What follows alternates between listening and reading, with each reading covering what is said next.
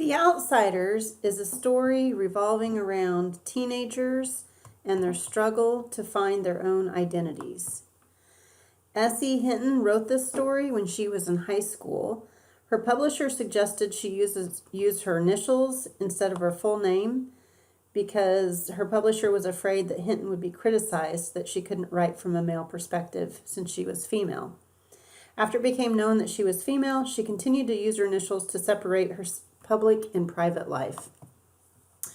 The setting of the story takes place in Oklahoma, and something you need to realize is that part of it is completely different back then than it is now, in that smoking was permitted almost everywhere during this time period, even in parts of hospitals. So that is really hard to believe.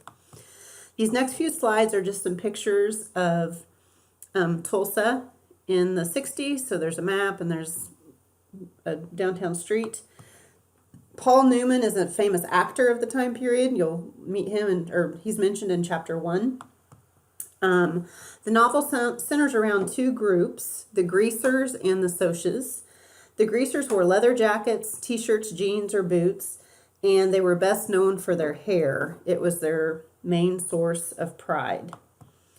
The Socials, or Socs for short, it looks like socks, but you pronounce it Socs.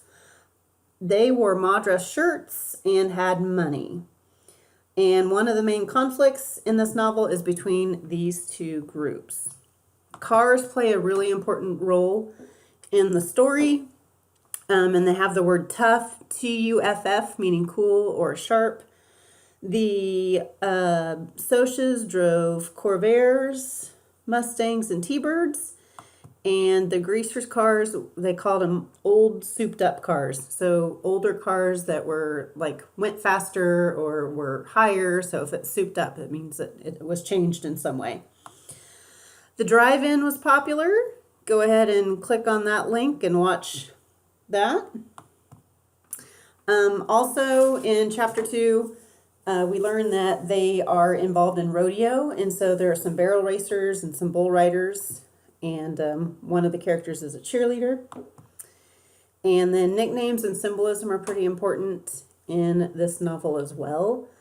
In chapter 2, we meet Sherry Valance, and her nickname is Cherry because of the color of her hair, which I'm sure you can guess what it is. Stereotypes are really what we want you to come away with from this. Stereotypes are when you give all members of a group the same characteristics, and usually they're undesirable traits. And basically you assume that everyone that belongs to that group or everything is the same. So for example, when I was in middle school in the little tiny town I grew up in, it was Phillipsburg, Kansas, and there was a store called the Magic Bean, and it had like candy, like jelly bean, kind of like a Ferris wheel or a Nifty Nut House, not to that extent, but it had like a glass front with all this different candy. You could buy helium balloons there. You could buy gifts. So we went there to buy our birthday gifts for people. It didn't matter if I was with my mom. It didn't matter if I was with friends. Those owners would follow me around the store to make sure I didn't shoplift. So I think one of the stereotypes that they had of middle school kids is that they were shoplifters. So I would like you to, what you're going to do next is you are going to do the stereotype assignment.